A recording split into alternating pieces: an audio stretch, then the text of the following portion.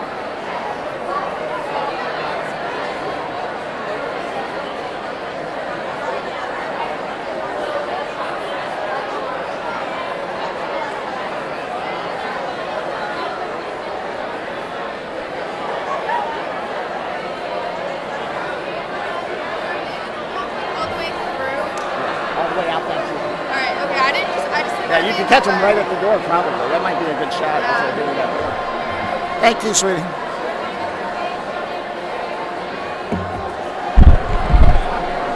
Ladies and gentlemen, we're going to begin. Please stop talking. Turn your attention to the front.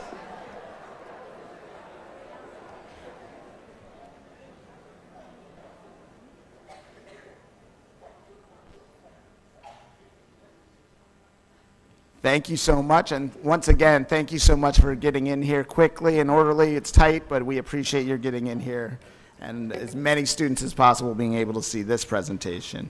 Before we begin, I'm gonna ask you to take a second, make sure that your phone is off, that that's put away, and if you have earbuds or headphones in or on your neck, if you could take them off, that way we all know we're all paying attention. I'll do the same. I'll give you a moment to do that.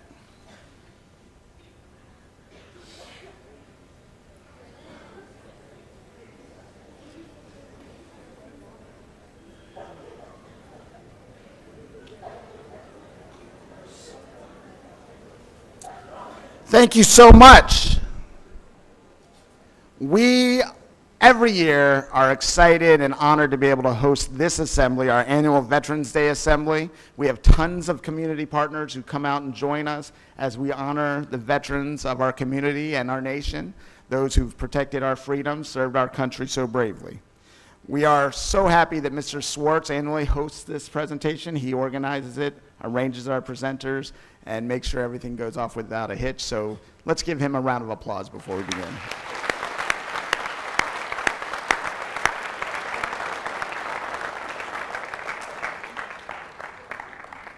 As you know, this is one of our kind of most sacred assemblies that we have. Our community strongly supports our veterans and their service, and we appreciate your attention and your respect as we go through today's presentation.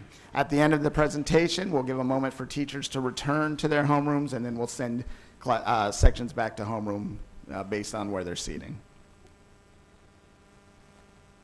We're going to begin today's assembly with the presentation of the colors from the Mount Wolf VFW 2493 and their color guard.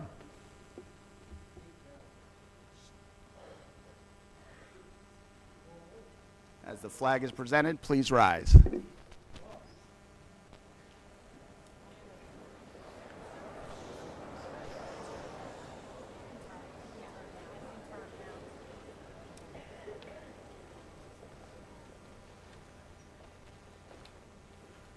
Detail.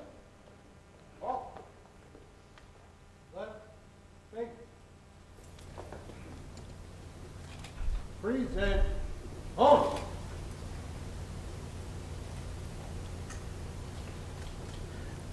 We will begin with the Pledge of Allegiance and will remain standing for the national anthem performed by our Odyssey. I pledge allegiance to the flag of the United States of America and to the republic for which it stands, one nation, under God, indivisible, with liberty and justice for all.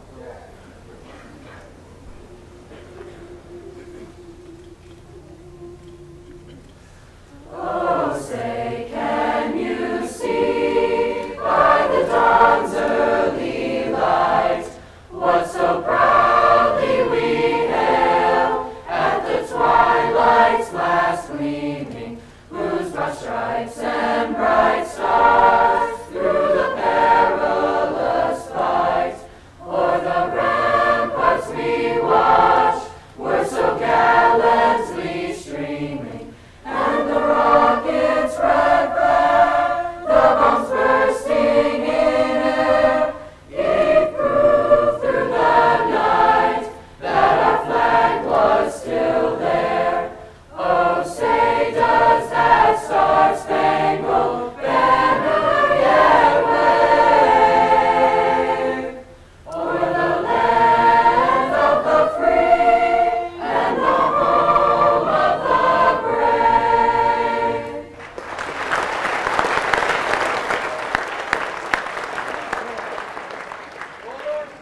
Please remain standing.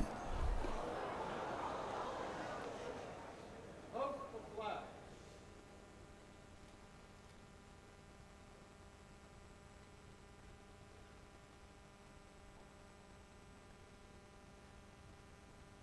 Right, straight. Forward, march.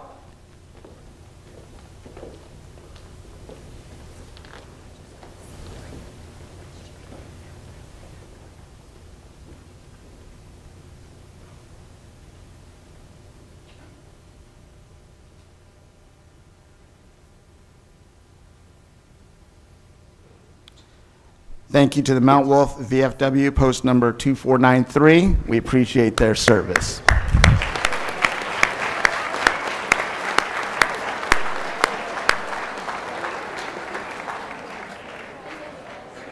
We'll give Odyssey a second to get themselves situated.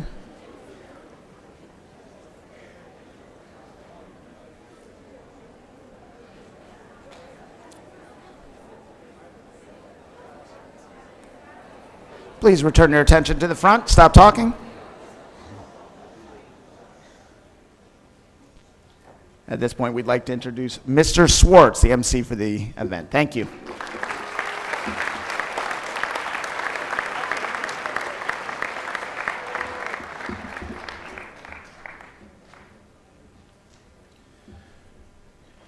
Thank you, Mr. Gay.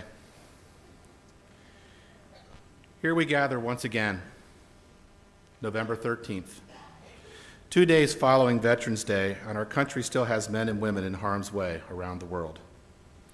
99 years ago, on November 11th, 1918, the guns fell silent with the signing of the armistice, ending then what was referred to as the war to end all wars. Today, we know that event as World War I. But that was not until the world had collapsed into another global conflict known today as World War II. Originally named Armistice Day, November 11th, called Veterans Day since 1954, it is a day to honor and recognize the brave men and women who have served in times of conflict and in times of peace, and who continue to serve today.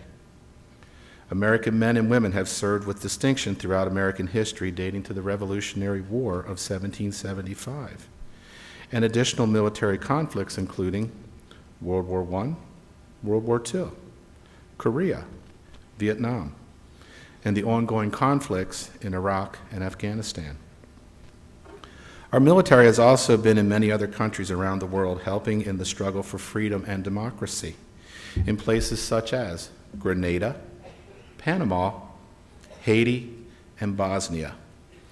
These countries may not be as familiar to us as such locations as Guadalcanal, Iwo Jima, Incheon, the Mekong Delta, Kabul, or Baghdad.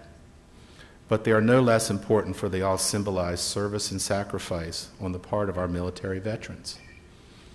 As I reflect on this assembly program, I could not find better words than those spoken by Captain John Miller, a character in the movie Saving Private Ryan. Just moments before his death, Captain Miller speaks two very important words to Private James Ryan: earn this.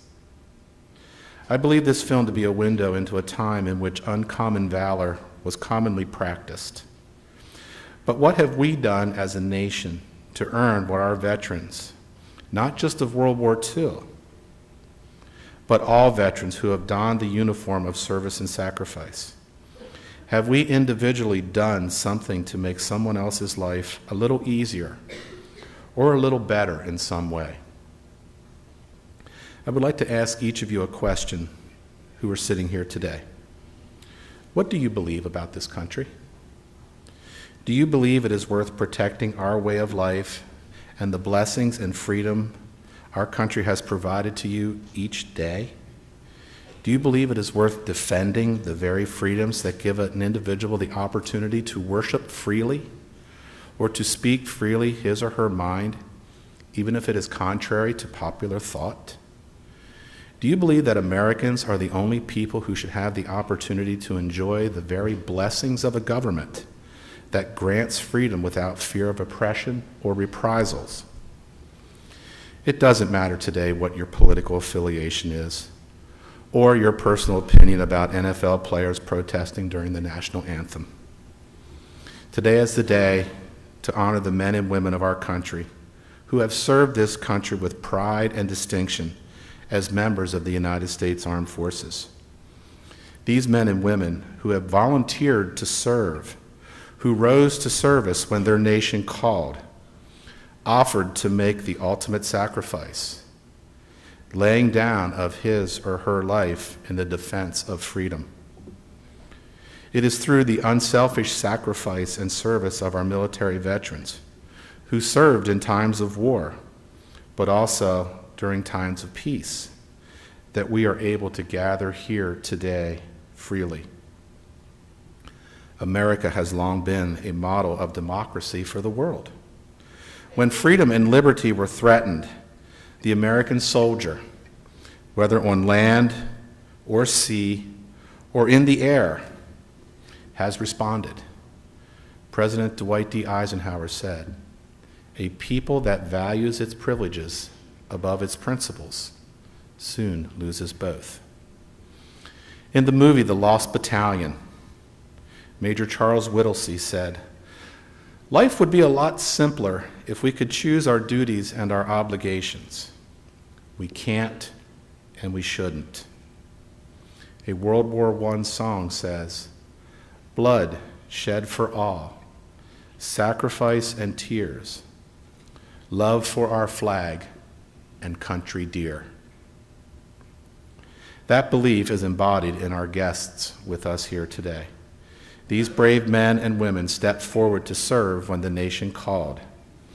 Some left the safety of home and the familiar for the uncertainty and the danger inherent in a war zone. Many of us here today know veterans, some whose service to country ended years ago, some who are currently in harm's way, and we honor and remember them today. Veterans Day is not about sales at local department stores, nor is it a marketing pitch. Every day we should take pride and the time to honor our veterans and their sacrifice, which has made our country what it is today. I challenge each of you that when you see a veteran, say thank you. It's only a small token of appreciation, but it can mean so very much. So it is with great pride, admiration, and a sincere thank you that I introduce to you our honored guests here today. So gentlemen, would you please stand to be recognized as I call your names? Rich Schaefer, U.S. Army. Pat Rambo, U.S. Army. Mark Windsor, U.S. Army. John Brenner, U.S. Army. Tom Ginrich, U.S. Army. Bob Harbold, U.S. Marine Corps. John Kellett, U.S. Navy. Bob Casebeer, U.S. Army. And my brother, Rodney Swartz, U.S. Marine Corps.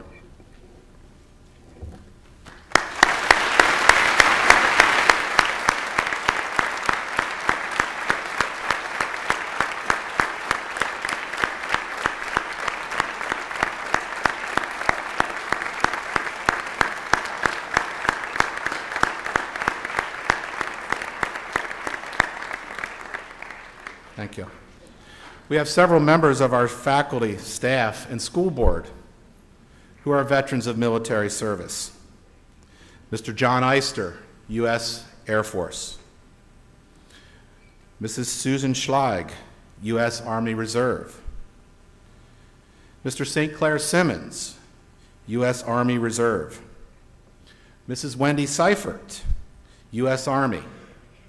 And a member of our school board, Mr. Kevin Gephardt, a veteran of the Vietnam War. Thank you.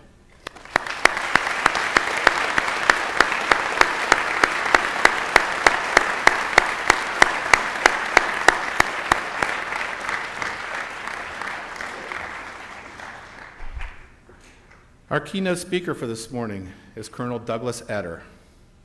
Colonel Etter is the holder of several college degrees, including 2 master's degrees. He has completed 2 tours of duty during Iraqi freedom in 2006 and 2009, and received 2 Bronze Stars along with many other awards. Colonel Etter is currently the Chief Communications Officer at the Lebanon VA Medical Center in Lebanon, PA. Colonel Etter, welcome to Northeastern High School.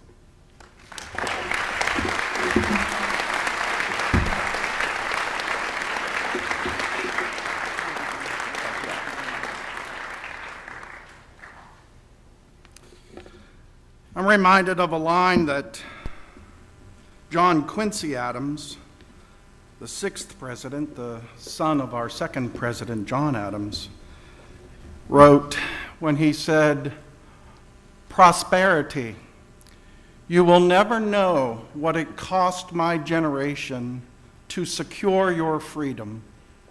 Use it wisely." I think about that all the time. Why is it important to recognize these men and women who have worn the nation's uniform? This is why. Because only 6% of Americans have ever worn the uniform. That means 94% of the population has no idea what it is to go to basic training, what it is to stand in a medical line in your underwear in a line of 100 people getting shots in both arms at the same time. They have no idea. And right now, you oftentimes hear people say less than 1% of Americans serve in the military. And as I've told you already, that's not accurate. The number is 6% of our population. But when they say less than 1% serve in uniform, what they actually mean is right now, today. My brothers and sisters in arms, men and women like myself who still wear the uniform, that percentage of Americans, hear this, 0.4%. 99.6% of the American public depends on a very small and select line of American patriots to protect us. That's why recognizing these men and women is so very important. I have the privilege of enjoying your company because my life changed on September the 11th, 2001. As a direct result of events from that unparalleled day of days, I can now number myself among those who have placed themselves between the soft, tender flesh of our fellow citizens and those who have vowed to destroy us. As a direct result of the suffering that I witnessed during my first tour, I quit my former life work as a Presbyterian minister. I moved hundreds of miles here to South Central Pennsylvania to dedicate myself to doing all that I can for the men and women of America's armed forces. Living as close as we do to the Amish, I am often mindful of a line from the movie Witness. Perhaps some of you are familiar with it. It stars Harrison Ford and Kelly McGillis. Ford plays a Philadelphia police detective who goes into hiding among the Amish in Lancaster following the murder of another police officer. At one point in the movie, a young boy named Samuel finds Ford's police revolver and begins playing with it. His Amish grandfather, Eli, tenderly takes the gun away from the boy. And then, sitting in the soft golden glow of their simple Amish kitchen, with his grandson on his lap, he says to him, "Samuel, what you take into your hand, you bring into your heart." And I've thought about that line so many times as I have watched young men and women take up arms, take their rifles, take their grenades, take their pistols, take their machine guns to protect one another and the nation they loved. And I've thought about that as I've washed the blood of enemy combatants and my fellow American citizens, when I've washed their blood off of my hands, whether it was into porcelain sinks, stainless steel pans, or the dust of the Middle East. Please don't think I am suggesting this is a bad thing. No, quite to the contrary.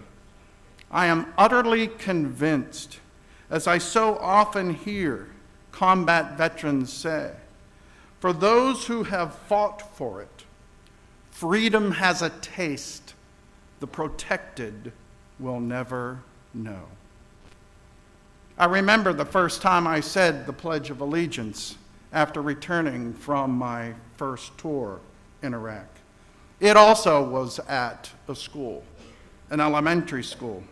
Sitting at an event to which family and friends were invited, we were also invited to stand and recite the Pledge of Allegiance with all of those innocent, sweet, but naive elementary school voices. I can still hear them in the back of my mind. I pledge allegiance to the flag of the United States of America. Tears flowed down my cheeks. A throat in my lump prevented me from joining them and completing the entire pledge, as I remembered specific occasions when my brothers and sisters saw the flag fly. The way it would flutter and snap in that hot desert wind, even when it was at half-mast for the funeral of a service member. The way soldiers at the mortuary affairs would iron a flag. I didn't even know anyone ever ironed flags until I saw that. They would put it on an ironing board and then make sure there were no wrinkles in it. And then the senior non-commissioned officer, a senior sergeant, with white gloves. We don't touch the flag in the military unless we have white gloves. A senior non-commissioned officer would make sure that every piece of lint and every string was removed before then reverently putting it over the coffins, the boxes that held the remains of our friends. Or the time that Staff Sergeant Brock Berry was killed by a powerful IED. His men began to receive small arms fire. It was what we call a complex attack. As they waited to be saved by the quick reaction force, they had to take Brock's body out of the truck. And none of them had a body bag or a poncho as they were supposed to. And so they wrapped Brock's body in the only thing they had, a large American flag that Sergeant Berry hung in the back of his truck. I will never forget burning that blood-soaked stain, that blood-soaked flag later that night. It was a very difficult tour. 83 of our soldiers, sailors, and Marines on my first tour were killed. 711 out of 4,000, 711 were wounded. One of those who lost his life was my best friend, Lieutenant Colonel Mike McLaughlin from Mercer. Mike was the highest ranking officer to die in the 28th Infantry Division since World War II. He was killed on a warm but sunny Thursday afternoon in January, when the single pellet from the vest of a suicide bomber struck him in the back of the head. A Marine who had a canine with him died there that day, as did his dog. So did about 40 Iraqis seeking to become police officers. The national media noted all of that, but what it didn't tell the American public is that after that bombing, after all the carnage was addressed, 1,000 of those young Iraqi men got back into line in the hope of becoming police officers. Today, and every day, I wear the watch that Mike was wearing when he got killed. His wife, Tammy, gave it to me as a gift. She doesn't want me to forget. But how could I forget? Mike's memory is carved into my heart. And now every time I look at my watch, I'm reminded of Michael, Tammy, and their 2 daughters, Erica and Erin. For those of us who have tasted it, the experience of combat is unlike anything we have ever known before. And it's not simply the fighting, the blood, the sweat, the smells, the tears, the noise, the exhaustion, the strain and the pain. It's also the simple little routines of everyday living. For the first 5.5 months I was in Iraq, I didn't have a shower. I stood in a plastic bucket and took my canteen and poured it over me. And that is how I bathed. All of my needs for a bathroom were met by a hole cut in the sand or by a lightweight porta potty. In our area of operation, the temperature would rise in July and August to 135 degrees. We had to wear gloves, not because it was cold, but because if you would touch something metal that had been out in the sun, you could get burned. We ate our food that was cooked in another base and brought to our base in trucks in an old Army Iraqi repair garage. And although untrained, I became the unofficial barber for all of our officers. My lack of training, I think, showed. And our laundry was boiled, or we washed it ourselves.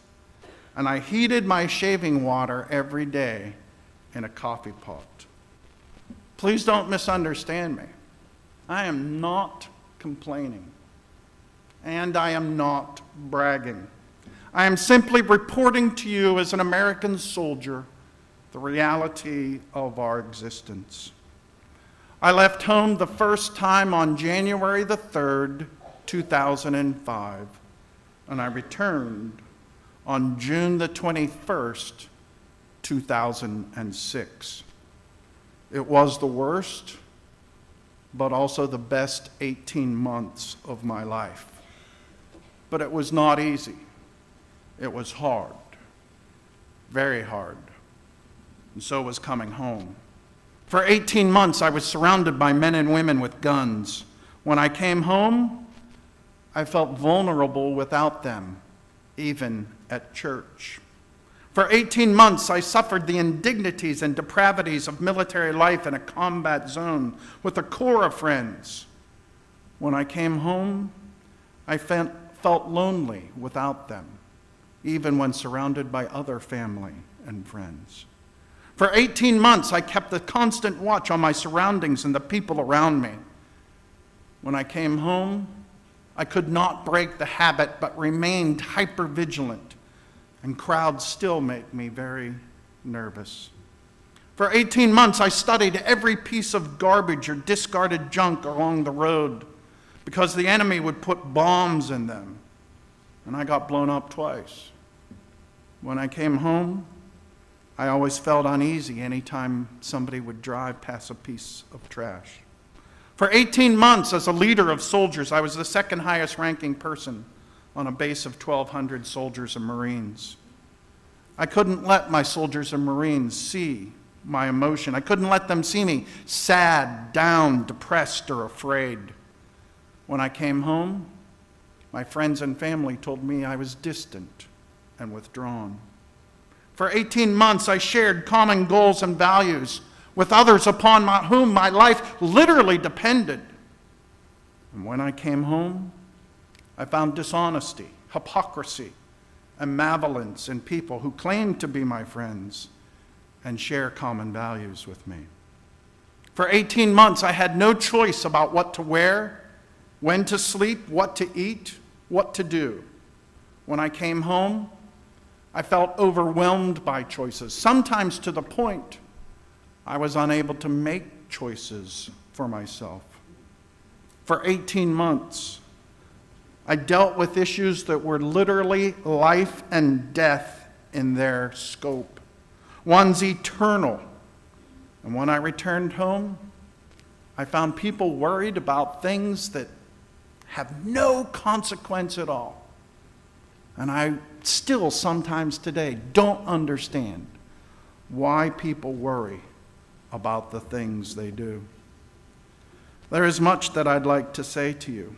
So much I would like to tell you about my brothers and sisters at arms, about their strength, their tenacity, their courage, their resolve. But time is also an enemy. So let me conclude by sharing just one quick story with you, and then making two promises, and I'll be finished. Our nation's warriors receive the best medical care in the world. I am a witness to this each and every day. When you visit them, as I often do, hoping to inspire them, I often instead find myself inspired. Several years ago, when I went to visit a sailor at the National Naval Medical Center in Bethesda, Maryland, he had a sign hung on the outside of his door. This Navy SEAL was struck by 8 bullets. His face was literally shot off, but his spirit never bowed or broke. His words give voice to the spirit that so many men and women who have served know. This is what he wrote with black magic marker on an orange poster board. Attention to all who enter here. If you are coming into this room with sorrow or to feel sorry for my wounds, go elsewhere. The wounds I received, I got doing a job I love, doing it for people I love, supporting the freedom of a country I deeply love. I am incredibly tough and will make a full recovery. What is full?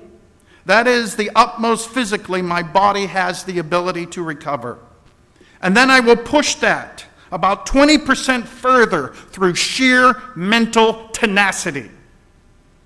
This room you are about to enter is a room full of fun, optimism, and intense, rapid regrowth. If you are not prepared for that, go elsewhere. Signed, the management. Written by one, they still speak for many. And that is why we, the members of America's armed forces, will never forget. That is my first promise. We will always remember. Even if we alone remain and all the others fade away, the memory and sacrifice of our fallen will never be lost to us. Through the fog and haze of the years, their faces will always remain young. Their smile and their laughter will remain crisp and clear to us. Such was our camaraderie, so pure and true remain our love. And secondly, I promise you this. We will continue to carry the flag forward. We, the recipients of an example of a select and elite line of American patriots and the sacred trust of this nation, will not falter or fail. Whether the service tape above our left breast pocket reads United States Army, Marine Corps, Navy, Air Force, Coast Guard, the heart beneath this pocket surges the blood of patriotism through our bodies and souls. Duty, honor, and country will always be our creed. Our loyalty and integrity will not waver. We will place ourselves before all enemies, foreign and domestic. We will not only be at the tip of the spear, but we will also be liberty's shield. So whether we are guarding the nation's borders, responding to natural disasters, or engaging a determined enemy in close quarters combat, we will be there. And with our hearts and minds as one, we will declare with a single and unified voice the warrior's creed. I will always place the mission first. I will never accept defeat. I will never quit. May God bless the men and women of America's armed forces and their loved ones, especially our fallen and our wounded, their families, now and always. Thank you.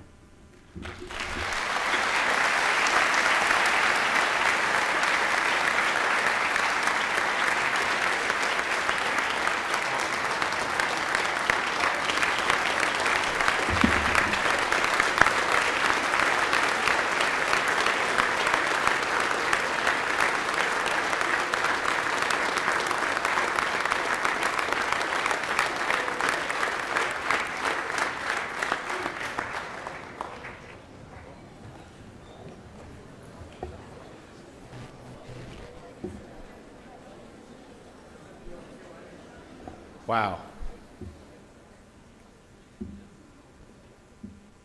Simply, wow.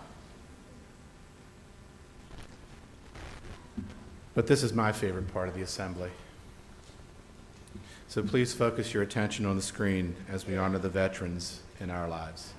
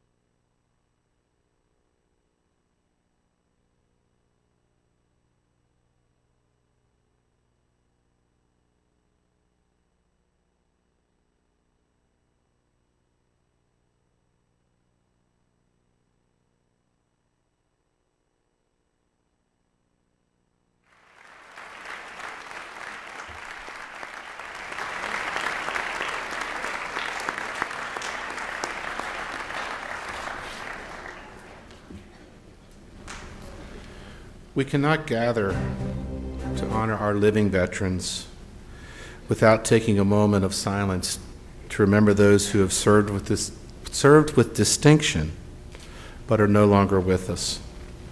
So would you please rise and remain standing for a moment of silence as we remember those who have passed.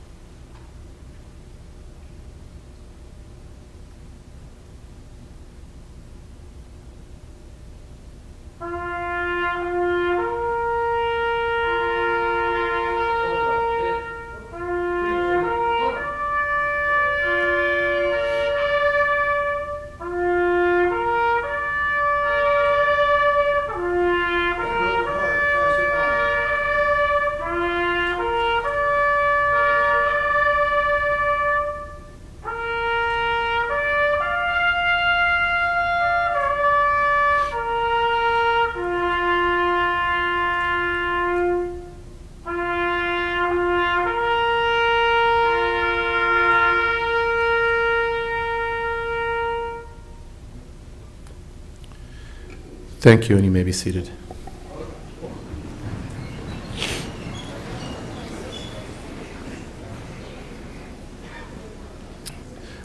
This concludes our assembly for this morning, but I would personally like to thank Mr. Weichert in his time in creating our video tribute to our veterans, to Odyssey for adding their musical talent in the singing of our national anthem, for the members of the Mount Wolf VFW Color Guard for presenting the colors this morning.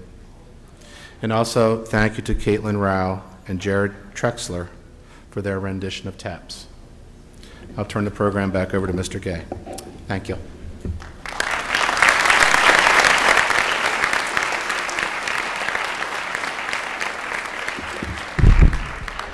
And along with those thank yous, I think it's absolutely appropriate that we thank Mr. Swartz for coordinating this program for us and giving us the opportunity to thank our veterans.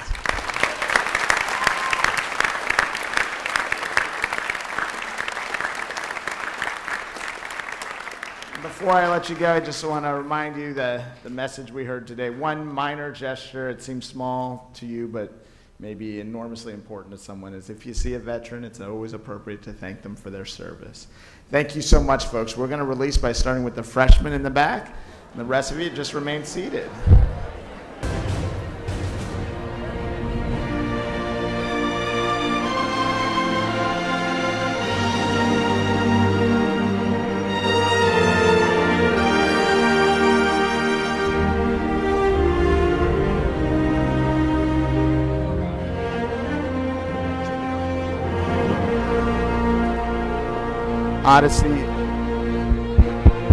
Odyssey, you can head on out too. Odyssey can head out, grab your stuff, and head back to homeroom.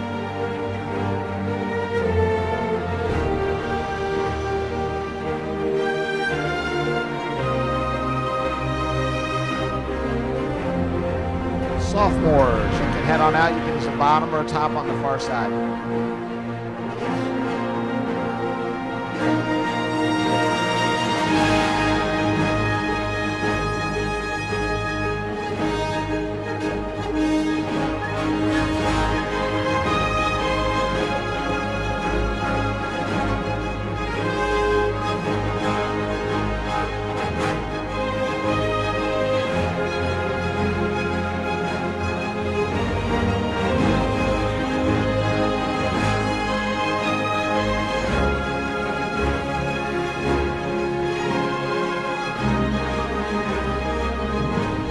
Juniors, you can head on out. We're going back to homeroom.